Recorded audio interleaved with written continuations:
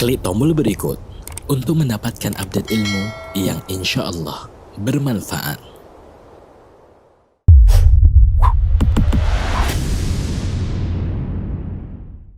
Assalamualaikum warahmatullahi wabarakatuh.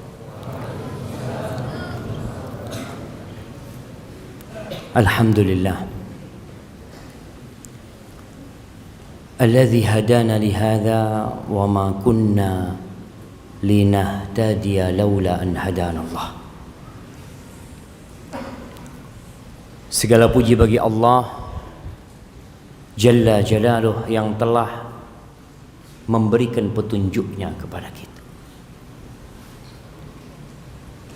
membimbing kita untuk taat dan patuh kepada Allah, untuk melaksanakan perintah dan menjauhi larangannya, walaupun godaan nafsu dan bujukan setan begitu dahsyat. Kalau bukan karena Allah yang memberikan petunjuknya kepada kita, maka tidak ada satupun manusia yang taat dan patuh kepada Allah. Allahumma salli wa sallim ala sayyidina Muhammadin wa ala alihi wa ashabihi ajma'in. Ya Allah, semoga salawat, salam, berkah dan nikmat senantiasa Engkau curahkan untuk hamba kekasih-Mu, untuk baginda Nabi kita Muhammad alaihi salatu wassalam, untuk keluarga beliau, untuk istri-istri beliau, untuk putra-putri beliau, dan untuk seluruh sahabat Nabi. Semoga Allah meridai kita bersama mereka. Amma ba'd. Jamaah rahimakumullah. Kalau kita melihat-lihat, kemudian kita merenungkan apa yang terus terjadi di negeri kita, musibah demi musibah terus datang. Dia pergi tapi dia kembali. Musibah itu tidak berhenti, tapi yang ada berganti. Beberapa waktu yang lalu di kota Bondowoso ada musibah yang terjadi. Di kota-kota yang lainnya juga tidak berbeda. Dan ada sebuah virus yang ternyata virus ini membuat dunia ketakutan. Entah virus itu besarnya seperti apa, tapi ternyata WHO sendiri sudah mengumumkan kondisi darurat global untuk COVID-19 ini. Kita takut sehingga kita melihat banyak orang yang berusaha untuk mencegah agar dia tidak terinfeksi dengan virus ini. Kenapa mic-nya kayak gini sekarang? Masya Allah.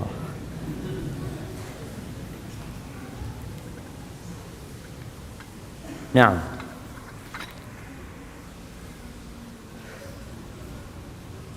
bismillah. Taib jamaah, kita takut terinfeksi. Maka mulai banyak negeri yang berpikir untuk mencegah agar corona ini tidak masuk ke negeri tersebut, dengan cara mengcancel semua penerbangan, bahkan memberhentikan semua penerbangan dari dan ke tempat yang bermasalah. Ada juga orang-orang Indonesia yang harus dikarantina selama 14 hari. Karena takut virus itu mengenai banyak manusia yang ada di negeri ini. Dan kita selalu berpikir bahwasanya mencegah itu lebih baik daripada mengobati. Tapi pernahkah kita berpikir kenapa semua itu terjadi? Apakah penyebabnya karena ada orang-orang yang makan kelelawar? Atau karena sebab lain? Kita percaya enggak bahwa bumi ini ada penciptanya? Muslim percaya, dan kita senantiasa berikrar mengatakan alhamdulillahi rabbil alamin. Segala puji bagi Allah, Rabb, pemilik, pencipta, pengurus alam semesta ini. Ketika ada orang-orang yang melakukan pelanggaran di sebuah perusahaan, di sebuah negeri, kira-kira sikap pemerintah negeri tersebut atau bos perusahaan tersebut, apa yang akan dilakukan terhadap para pelanggar-pelanggar tersebut? Dihukum. Apakah virus yang menimpa kita ini bukan hukuman? Apakah musibah yang menimpa kita ini bukan hukuman?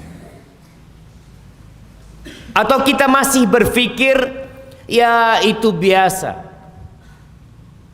itu kondisi alam? Ahibati fillah, Rasulullah sallallahu alaihi wasallam bersabda di dalam hadis yang diriwayatkan oleh Ibnu Majah dan disahihkan oleh Syekh Albani rahimahullahu taala. Hadis ini dari sahabat Umar bin Al-Khattab Al-Faruq radhiyallahu taala anhu. Dia mengatakan Rasulullah sallallahu alaihi wasallam menghadap kepada kami orang-orang Muhajirin. Lalu beliau mengatakan, ya ma'syaral muhajirin, wahai sekalian kaum muhajirin. Tadi kita mendengar imam membaca tentang fadilah orang-orang muhajirin.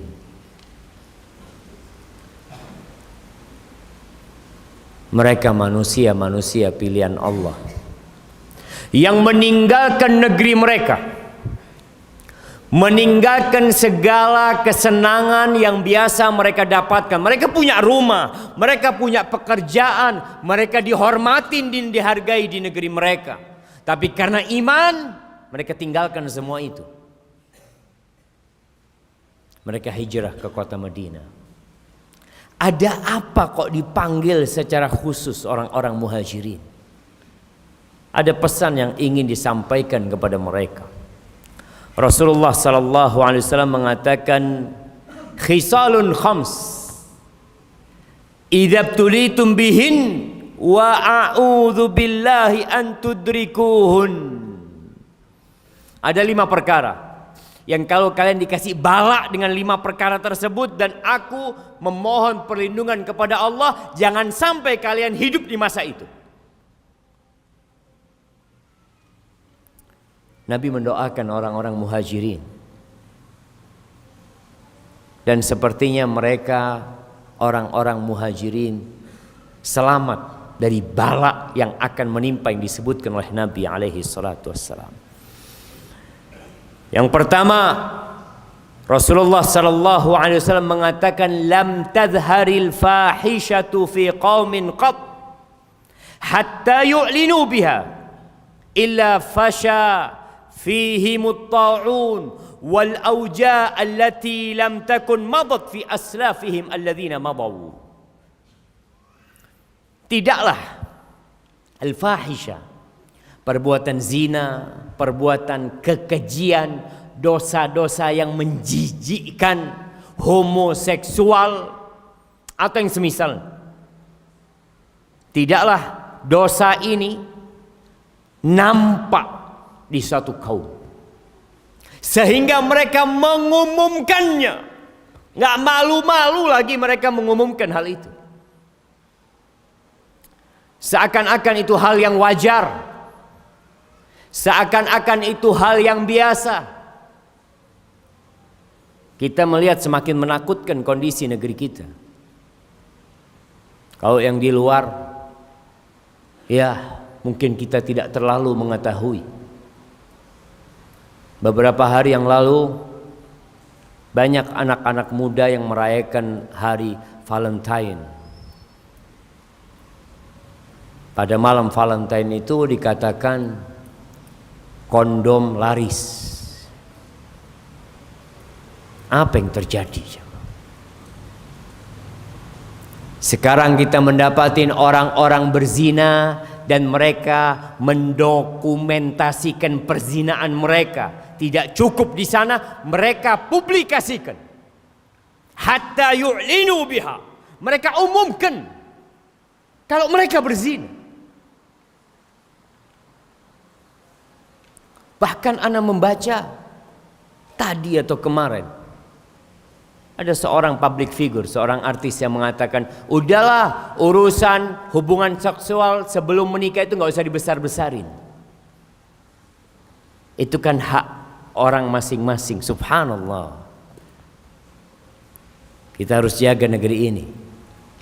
Ada suami yang jual istrinya dan diumumkan sama dia. Lama-kelamaan jamaah ini akan jadi kebiasaan. Dan yang paling menakutkan LGBT. Ana baru membaca tentang sebuah apa, kalau ada film yang dibikin kemudian ada penjelasannya itu apa, resensi apa namanya, sinopsis sebuah film yang belum dibikin, sedang dibikin. Film itu film yang sangat disukain oleh sebagian besar penduduk dunia. Film-film hero yang dikeluarkan oleh Marvel. Masya Allah. Baru mulai kita sudah dapat pertanyaan ya.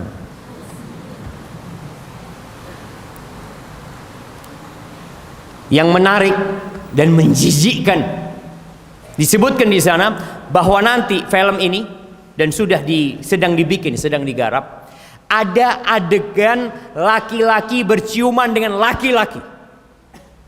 Baru pertama jemaah. Film yang disukai oleh mayoritas penduduk bumi ini mungkin, yang menghasilkan uang banyak, yang ditonton oleh public figure, akan menunjukkan laki-laki berciuman dengan laki-laki. Dan disebutkan bahwasanya para kameramen, mereka orang-orang teknis ketika membuat film itu, mereka menangis bahagia sebagai bentuk kemenangan mereka untuk menunjukkan kepada dunia bahwa LGBT legal. Dan itu akan ditayangkan dan akan ditonton, diumumkan sama mereka. Dan kalau kita tidak mengingkarinya, apa yang akan terjadi?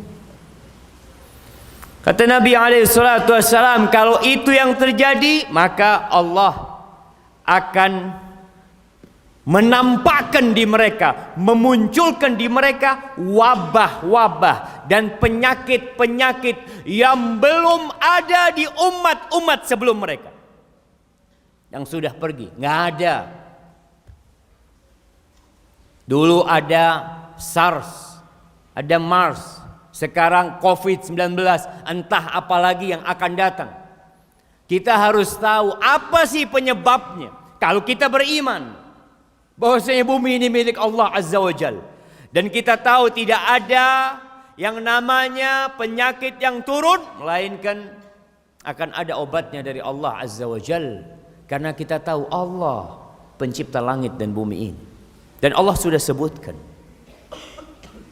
tidaklah kekejian merajalela sampai mereka mengumumkannya, melainkan Allah akan kirimkan penyakit ke mereka.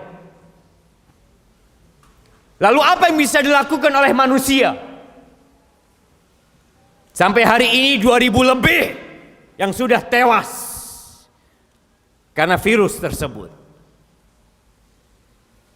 Cina menjadi negeri pertama yang paling besar orang-orang yang terinfeksi, disusul oleh Korea Selatan. Ahibati fillah, apakah kita hendak menanti virus itu datang? Atau kita cukup pakai masker? Kita cuci tangan kita? Atau kita cuci hati kita? Banyak di antara kita yang sibuk dengan sebab-sebab duniawi, seakan-akan dia orang yang materialis. Semuanya ya dengan sebab duniawi. Ahibati fillah, Allah Azza wa Jal, Rabbul Alamin, mengatakan ma asabakum min musibatin illa fabima kasabat aydikum.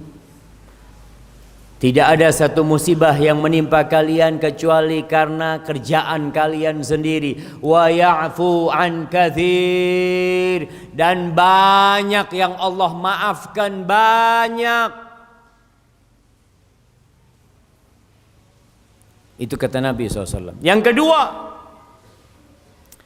lam yanqusul mikyal wal mizan illa ukhidhu bis sinin wa shiddatil ma'unah wa jawris sultan alaihim. Ingat, bismillah.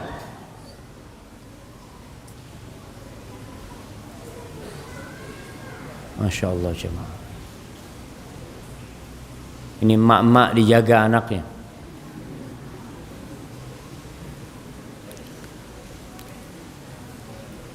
Di Madinah itu, kalau lagi musim rame, orang tua yang bawa anak itu, anaknya dikasih tali jemaah. Anak sampai dulu mikir, ya Allah ya, kok sampai kayak gini orang tua itu, demi menyelamatkan anaknya. Jadi kasih sabuk atau kayak jas gitu, ada talinya. Anak mikir sampai kayak kambing atau apa yang ditarik nanti jauh. Anak berpikir seperti itu sampai suatu hari anak kehilangan anak-anak. Baru anak tahu ternyata tali itu penting. Allahu Akbar. Maka ibu-ibu tolong dijagain anaknya. Kata Nabi SAW, tidaklah suatu masyarakat yang mengurangi timbangan, mengurangi takaran, kecuali Allah akan kirimkan kepada mereka musim-musim paceklik, keringanan, wasyiddatil mauna, naiknya harga, wajawri sultan, dan zalimnya pemimpin. Kita sering mengatakan ketika dapat pemimpin yang zalim, oh pemimpinnya zalim, kaliannya yang zalim.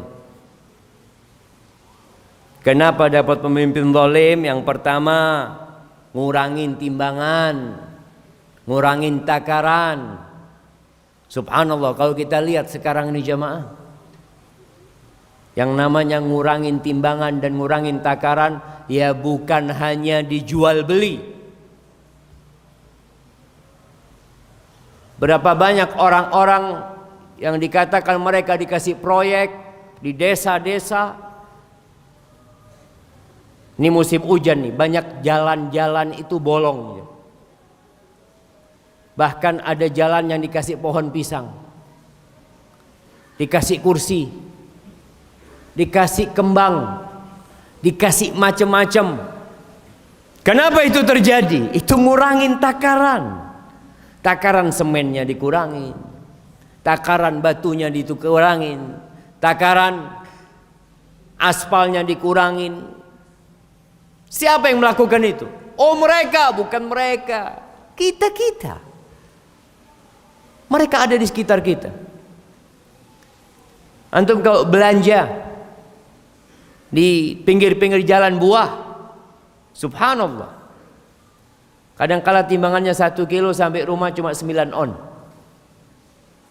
Ketika antum komplain sama mereka, nggak biasa, memang timbangannya seperti ini. Dan itu banyak terjadi di pasar-pasar, tempat yang paling dibenci sama Allah Azza wa Jalla.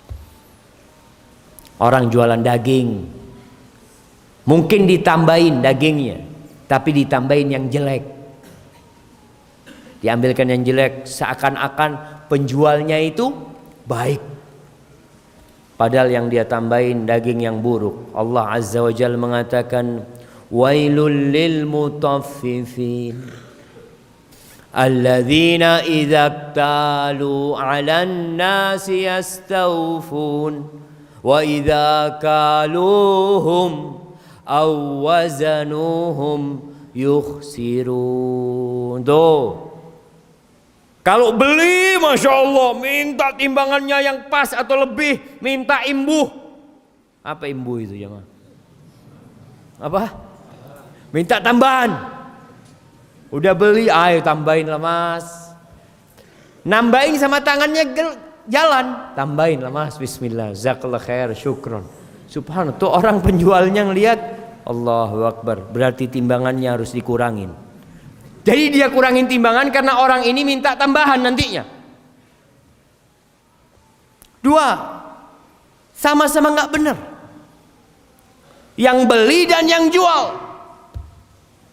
Maka Allah akan berikan hukuman kepada mereka. Hukumannya, ya mereka bercocok tanam, mereka bertani, nggak ada hasilnya. Dikasih musim paceklik. Subhanallah. Ada orang yang dikasih musim paceklik senang. Allah kasih hujan, maka mereka akan menangis. Kita melihat berapa banyak sawah-sawah yang terendam air, beratus-ratus hektar, dan yang mereka tanam adalah bawang, busuk semuanya. Apa penyebabnya? Udah jelas. Jadi kalau tidak ingin azab Allah itu turun, jaga diri kita. Berlakulah yang adil dalam kehidupan ini. Innallaha ya'muru bil adli wal ihsan. Allah memerintahkan agar kalian berlaku adil, dan kalau engkau sudah adil, naik tingkatan jadi orang yang baik. Kalau kita bicara timbangan tadi, ada orang beli yang namanya adil seperti yang dia beli. 1 kilo kita kasih 1 kilo, adil kita. Tapi kita tambahin 50 gram, itu kebaikan dari kita. Itu Allah perintahkan.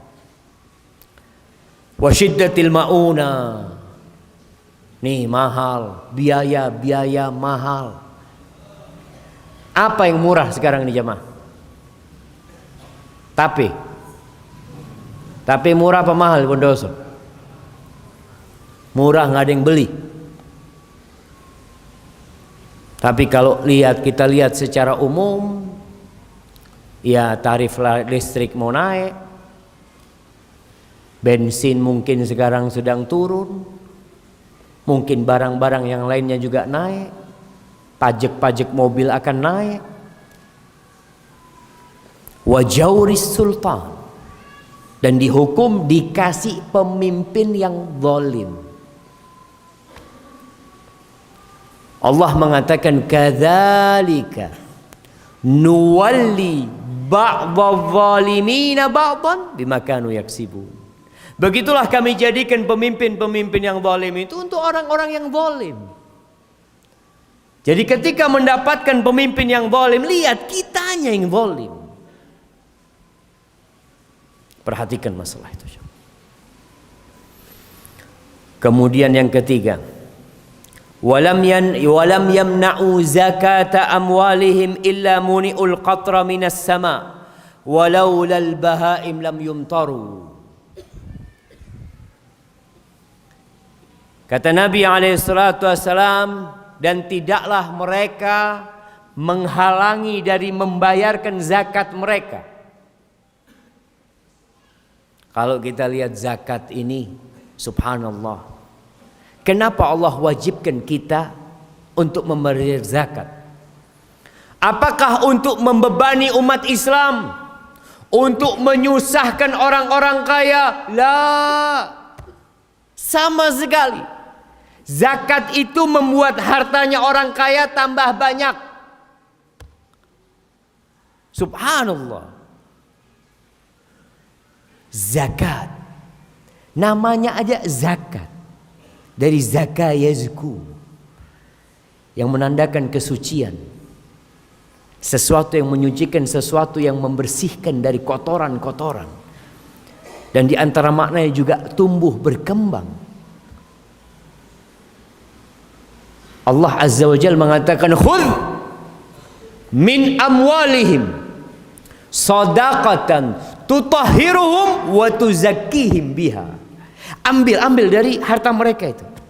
Ambil zakat dari harta mereka. Apa tujuannya? Tutahhiruhum, untuk membersihkan mereka. Kasihan nih, ada orang-orang kaya tapi miskin. Dengan diambil zakatnya nih, orang kaya jadi orang kaya. Gimana orang kaya yang miskin? Ada orang kaya tapi takut miskin. Hidupnya penuh dengan kekhawatiran dan kecemasan. Tapi kalau orang itu diambil zakatnya, hatinya jadi bersih. Jadi disucikan mereka. Ahibbatillah, kenapa banyak orang kaya nggak mau hidup sama orang miskin? Kenapa? Takut kumpul sama orang miskin. Iya, karena takut pencurian, macam-macam lah mereka takutkan. Sehingga perumahan orang kaya kebanyakan itu hanya orang kaya. Hanya orang kaya, dijagain sama satpam semuanya untuk mengamankan mereka. Tapi ketika orang kaya ini rajin berbagi dengan orang-orang fakir miskin, nggak perlu satpam dia jemaah. Terus siapa satpamnya? Orang sekampung jagain dia. Sekampung dijagain. Rumahnya nggak ada pagernya, dijagain sama mereka. Kenapa? Karena semua warga merasa nih orang hartanya juga milik kita. Nih orang nanti kalau punya rezeki, semua orang kampung dapat. Maka doa-doa orang dan penjagaan mereka itu Masya Allah. Dan gak banyak zakat ini. 2,5%, mungkin 5% untuk hasil sawah yang pengairannya berbayar. Gak banyak. Kalau antum punya uang 100 juta, berapa zakatnya? 2,5 juta setahun. Dapat apa? Dibersihkan hati kita. Jantung kita ini dibersihkan dengan kita ngeluarin zakat. Antum gak perlu check up untuk mengetahui jantung anak sehat apa enggak. Kalau antum suka bayar zakat, insya Allah sehat. Kalau mereka tidak membayar zakat mereka, maka hukuman yang akan diberikan kepada mereka, Allah tahan air hujan. Kalau bukan karena binatang-binatang, mereka nggak akan dikasih hujan. Yang kita lihat ketika terjadi hujan di negeri kita, apakah karena Allah sayang sama kita, atau karena Allah sayang sama binatang-binatang? Kita nggak tahu jemaah. Maka terkadang hujan yang turun itu bermanfaat buat binatang dan balak buat sebagian manusia. Maka kita harus sadar apa penyebabnya. Sekali lagi, mencegah lebih baik daripada ngobatin.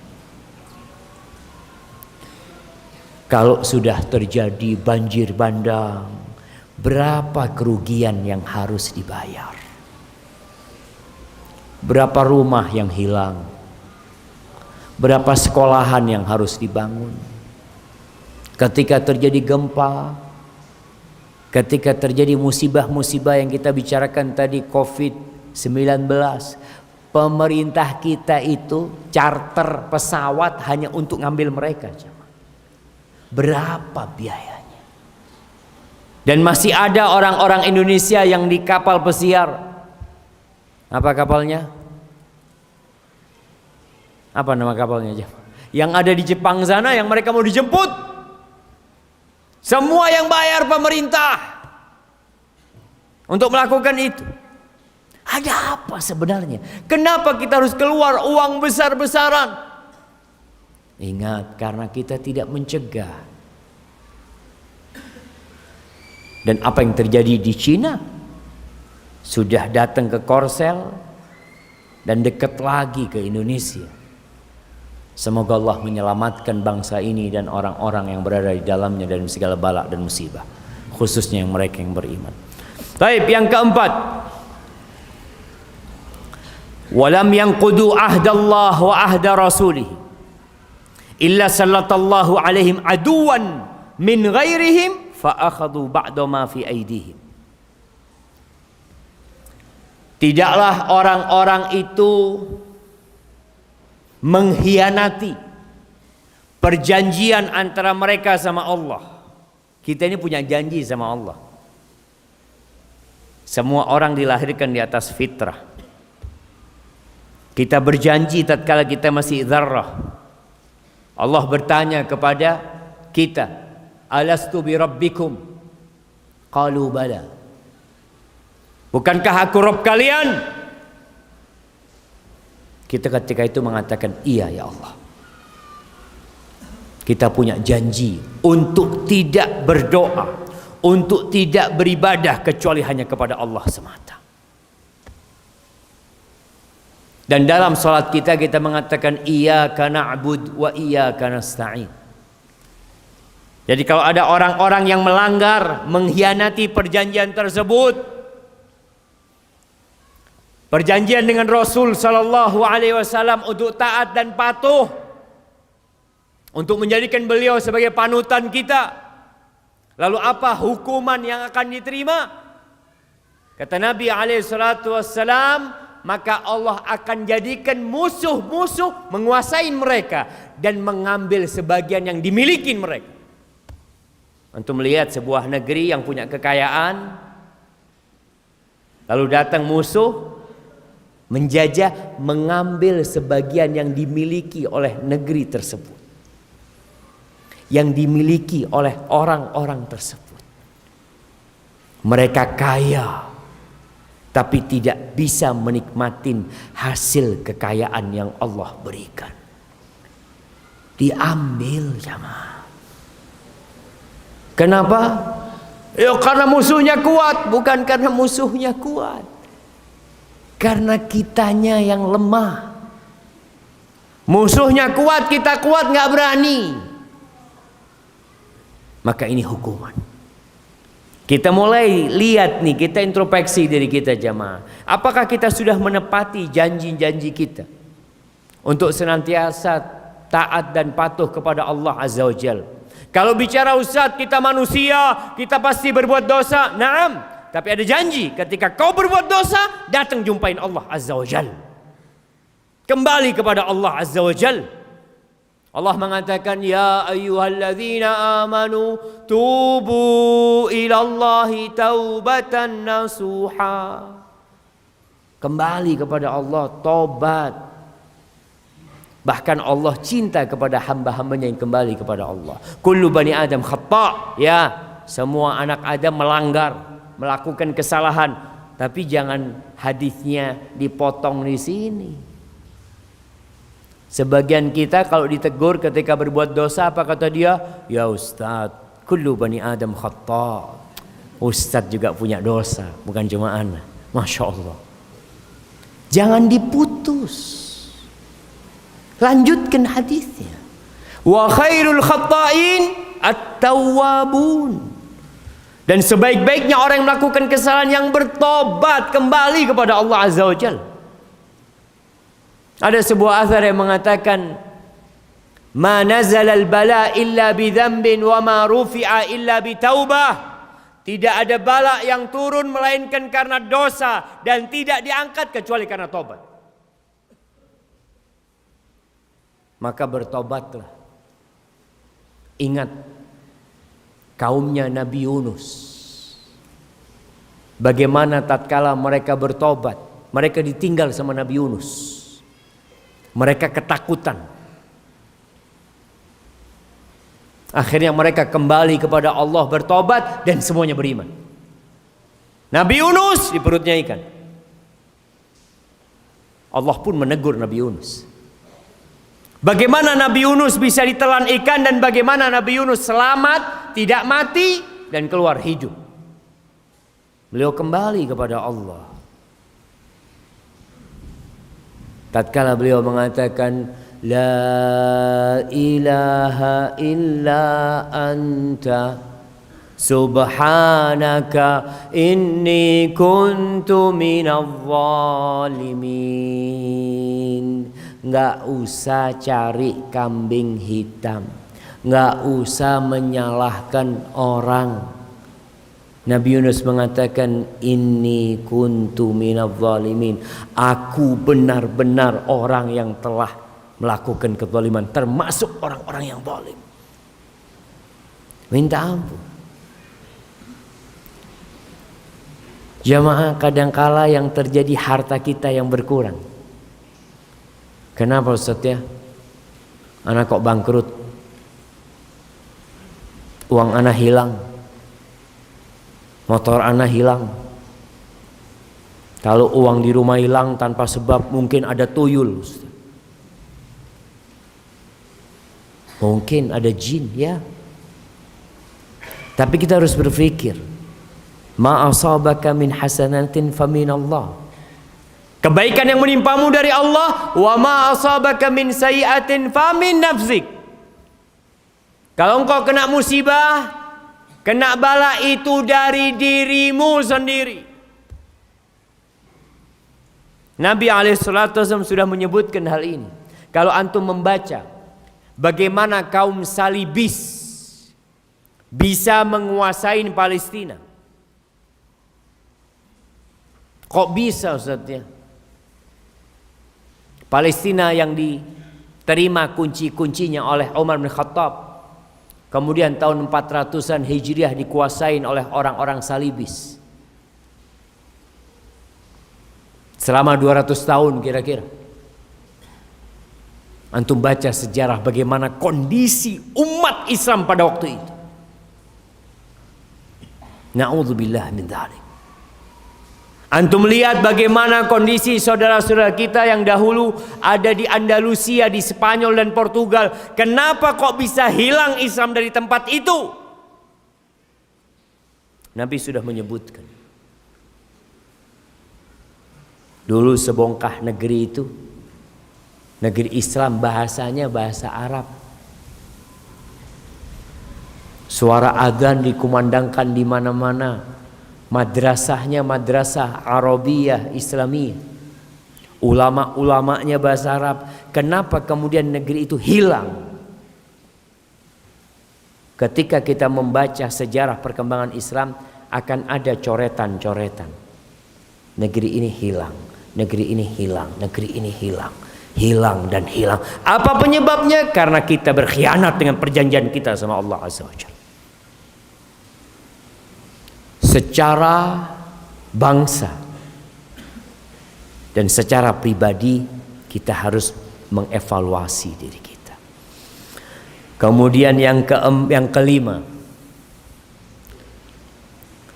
kata Nabi alaihi salatu wassalam, wa ma lam tahkum a'immatuhum bi kitabillah wa yatakhayyaru mimma anzalallah illa ja'alallahu ba'sahum bainahum. Tidaklah pemimpin-pemimpin, penguasa-penguasa mereka meninggalkan berhukum dengan kitabullah, dengan Al-Quranul Karim. Dan mereka juga tidak mau memilih yang terbaik dari Al-Quranul Karim. Mereka lebih mengandalkan hasil pemikiran mereka. Mereka beranggapan bahwasanya musyawarah mereka lebih baik daripada apa yang Allah turunkan dalam Al-Quranul Karim. Mereka tinggalkan tuh Al-Quranul Karim. Apa yang akan terjadi? Illa ja'alallahu ba'sahum bainahum. Allah akan jadikan mereka ribut di antara mereka sendiri. Antum pernah melihat ada 2 orang ini mau berangkat ke Jember. Ribut 2 orang ini. Satu mau nyetir, yang satu ngomong ana mau nyetir. Ana yang mau nyetir. Enggak, ana nyetir, itu duduk. Ana nyetir, ribut. Orang-orang sudah sampai Jember ini masih ribut. Terus apa solusi dari keributan? Allah mengatakan, fa in tanaza'tum fi syai' farudduhu ila Allah wa rasulih. Kalau kalian ribut, kembalikan kepada Allah dan Rasulnya. Selesai urusannya. Tapi kalau tidak dikembalikan kepada Allah dan Rasulnya, kalian akan terus ribut, dan itu akan menjadikan roda yang seharusnya mengantarkan kepada kemajuan, roda itu berputar tapi di tempat. Ahibati fillah, berkaitan dengan yang pertama tentang zina, LGBT, homoseksual dan semisalnya, jemaah, kita benar-benar ya kita baca berita lah. Ada orang-orang terlaknat, laki-laki yang menyerupai wanita, wanita yang menyerupai laki-laki, ada laki-laki yang ganti jadi perempuan. Yang ribut kemarin, nama aslinya Muhammad Fattah, tahu-tahu jadi siapa, jemaah? Ana izin minum dulu.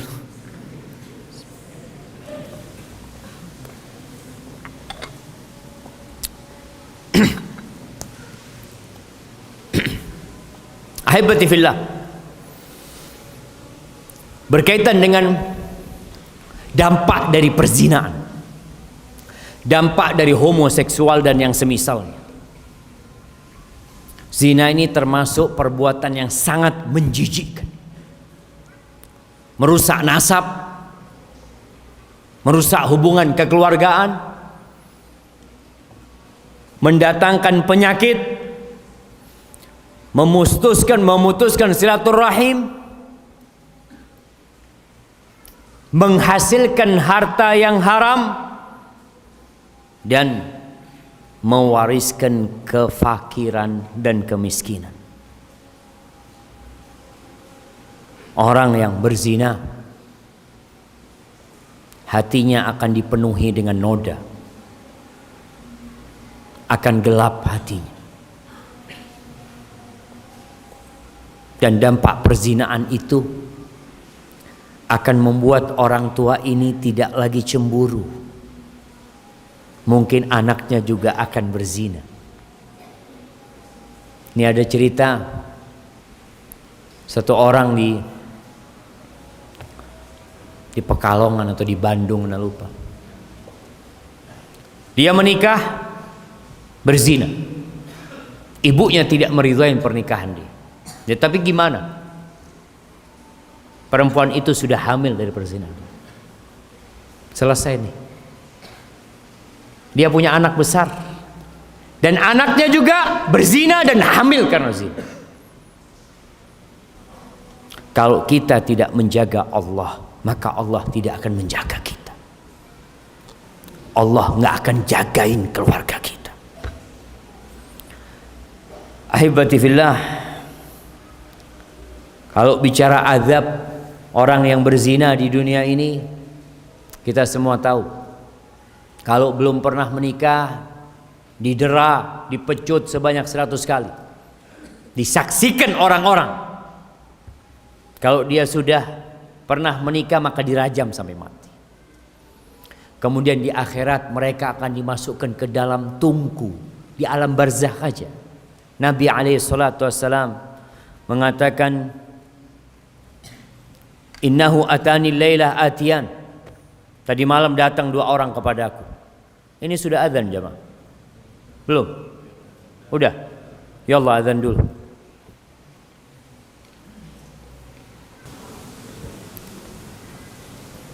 Allahumma salli wa sallim ala Muhammad. Tapi berkaitan dengan azab buat orang-orang yang berzina, yang dia akan melupakan segala kenikmatan yang pernah dia rasakan. Rasulullah SAW mengatakan bahwa dia dibawa oleh dua malaikat, kemudian melihat wanita dan laki-laki yang telanjang di dalam sebuah tungku yang atasnya kecil, bawahnya kayak gentong gitu jemaah, bawahnya besar. Di bawah sana ada api.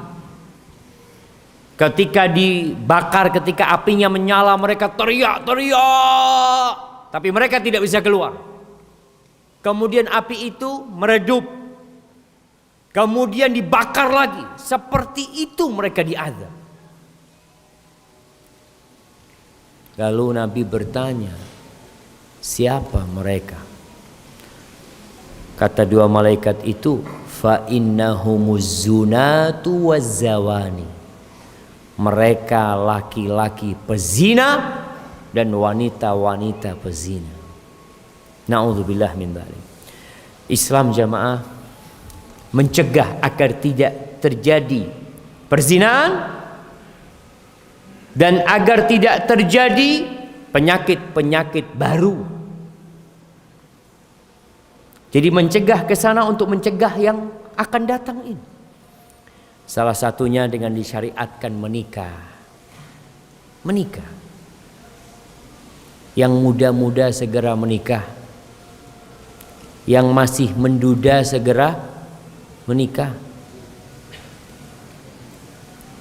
Nabi SAW yang menyuruh hal itu. Laki-laki dan perempuan. Orang tua yang punya anak perempuan segera nikahkan anaknya. Karena sekarang banyak atau pemudi remaja yang naudzubillah yang sudah tidak gadis lagi. Dan mulai ada usaha supaya tidak mempermasalahkan kegadisan seseorang. Usaha itu sangat dahsyat sekali. Jadi jangan tanya dia masih gadis atau tidak. Kenapa? Karena lebih dari separuh yang sudah tidak gadis. Kemudian Islam memerintahkan jilbab dan hijab. Bukan untuk mengekang para wanita, bukan. Sayang sama para wanita. Melarang wanita untuk safar sendirian. Melarang wanita untuk berduaan dengan laki-laki yang bukan mahramnya. Menyuruh lelaki dan wanita untuk menundukkan pandangannya. Melarang bercampur baur laki-laki sama perempuan. Masuk ke tempat-tempat perempuan dilarang. Apa tujuannya? Mencegah dari perbuatan zina. Jadi kalau bicara bagaimana Islam, kalau kita bicara tadi corona ini jamaah, COVID-19, bagaimana orang supaya terhindar? Mereka melakukan tindakan-tindakan supaya memang tidak terkena. Karena tahu penyakit itu ada. Dan kita tahu kalau cuma COVID-19 akhirnya mati, selesai. Semua orang bakal mati. Gak kena COVID, kena jantung.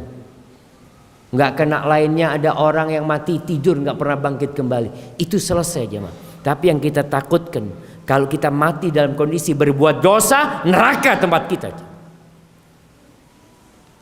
Apa kita gak takut teman neraka? Na'udzubillahi minan nar. Semoga kita bisa menjaga dan Allah menjaga kita semua. Hebati fillah, ini ada banyak pertanyaan, Masya Allah. Gak semuanya bisa dijawab. Ini ada pertanyaan, Ustaz, apakah ada penyakit yang menular? Sedangkan Rasulullah SAW mengatakan bahwa tidak ada penyakit menular. Nabi SAW mengatakan la adwa, nggak ada penyakit menular. Apa maksudnya?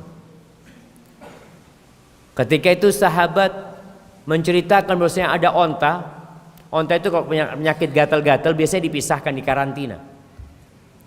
Karena dia akan menular kepada yang lainnya. Para sahabat mengatakan, ya Rasulullah, ada penularan. Apa kata Nabi SAW? Siapa yang membuat yang pertama sakit? Ya Allah, kata. Ya juga sama. Jadi nggak ada penyakit yang menular dengan sendirinya. Allah yang membuat dia menular. Antum bisa lihat ada orang mendampingi orang sakit, dia nggak tertular. Tapi ada orang membesuk orang sakit, pulang langsung tertular. Kok bisa seperti itu? Allah Azza wa Jalla Rabbul Alamin. Jadi bukan menular dengan sendirinya, tapi karena Allah yang menakdirkan itu untuk menular dengan sendirinya. Assalamualaikum warahmatullahi wabarakatuh. Ustaz, suami saya tidak nurut sama istri.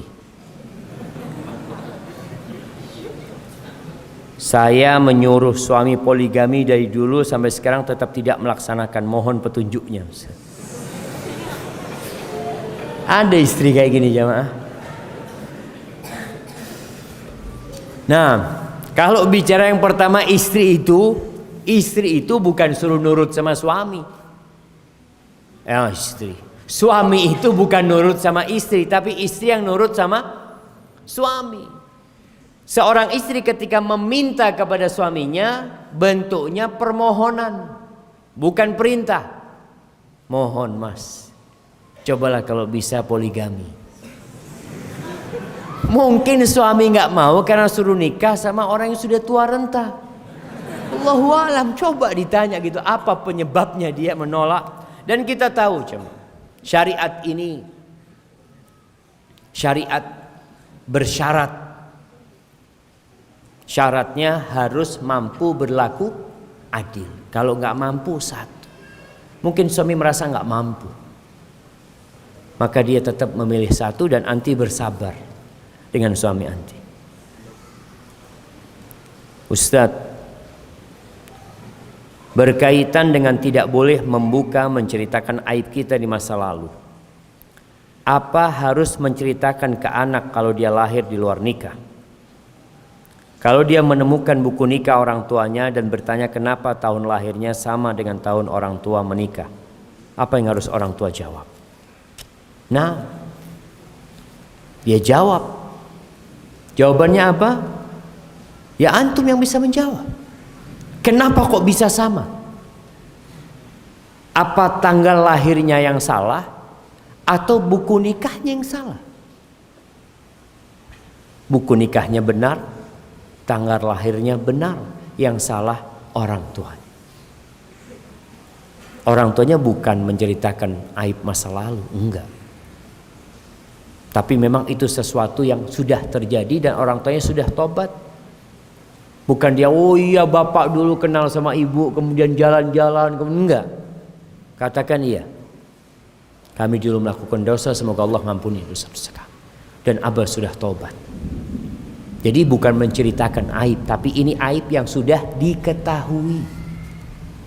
Kalau nggak diketahui nggak perlu diceritakan, tapi kalau sudah aib diketahui ya mau tidak mau. Tapi menceritakan aib bukan dengan berbangga diri, namun dengan rasa takut kepada Allah Azza wa Jalla. Barakallahu fikum.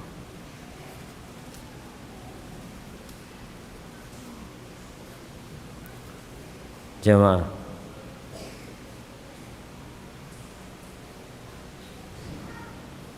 alhamdulillah anak bekerja di salah satu perusahaan kontraktor besar. Tapi tidak jarang juga perusahaan kami meminjam permodalan di salah satu bank, yang mana di bank tersebut ada unsur riba. Apa yang harus ana lakukan sebagai karyawan? Ketika antum tidak ada pendukungan dari antum secara langsung tentang perusahaan itu meminjam kepada bank, insya Allah antum nggak ada masalah.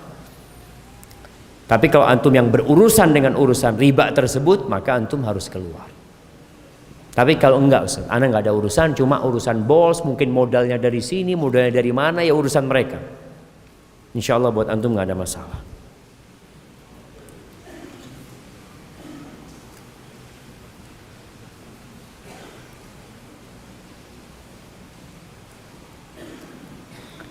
Nah, ini apa definisi hasad dan sombong dalam syariat Islam sebenarnya? Karena masih banyak yang salah paham dengan dua hal ini. Hibati fillah, kalau bicara hasad, hasad itu menginginkan nikmat yang ada pada diri orang itu untuk hilang. menginginkan nikmat yang ada pada diri orang itu hilang, pergi tanpa ada bekasnya, atau hilang menjadi milik dia. Itu hasad. Tapi kalau sombong adalah menolak kebenaran dan meremehkan orang lain. Jadi sangat berbeda antara hasad dan sombong. Tapi dua-duanya dapat menyebabkan orang tidak mendapatkan hidayah. Iblis, dia sombong dan dia hasad. Maka biasanya orang-orang yang punya sifat sombong ini gampang terjebak dalam hasad. Karena nggak suka, dia kan orang merasa lebih tinggi, lebih baik dari orang. Dia tidak ingin ada orang yang menyamai dia, apalagi lebih baik dari dia. Maka di sini timbul perasaan bagaimana nikmat yang ada pada orang itu hilang. Jadi sombong ini mengantarkan kepada hasad nantinya. Nah, jamaah, ana lihat yang sesuai dengan tema kita.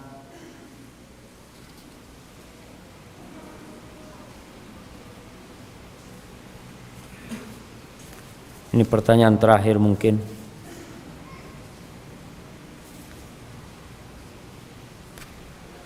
Assalamualaikum warahmatullahi wabarakatuh. Ustaz, hukuman orang yang gay. Hukumannya ada yang mengatakan sama dengan orang yang berzina, tapi yang lebih kuat dia diminta tobat. Kalau nggak mau tobat, maka dia dibunuh. Kalau ketahuan dia melakukan perbuatan tersebut, maka dia akan mendapatkan hukuman. Salah satu pendapat para ulama, dia dilemparkan dari gedung yang tinggi, kemudian dilemparin batu. Ini perbuatan yang sangat menjijikkan. Orang laki suka sama orang laki, lihat perempuan kayak tembok. Lihat orang laki nafsu, na'udzubillah min dzalik. Hebatifillah, yang terakhir, demi mencegah segala bala itu menimpa kita, berdoalah mohon kepada Allah Azza wa Jalla agar dijauhkan dari bala dan musibah. Minta agar Allah memberikan keimanan dan ketakwaan kepada kita. Minta rasa takut kepada Allah sehingga kita bisa meninggalkan dosa-dosa tersebut. Karena dosa akan memberikan dampak buruk dalam kehidupan kita pribadi, kehidupan keluarga kita, dan kehidupan kita sebagai bangsa Indonesia. Hadza wallahu a'lam bishawab. Subhanakallahumma wa bihamdika asyhadu an la ilaha illa anta astaghfiruka wa atubu ilaik. Assalamualaikum warahmatullahi wabarakatuh.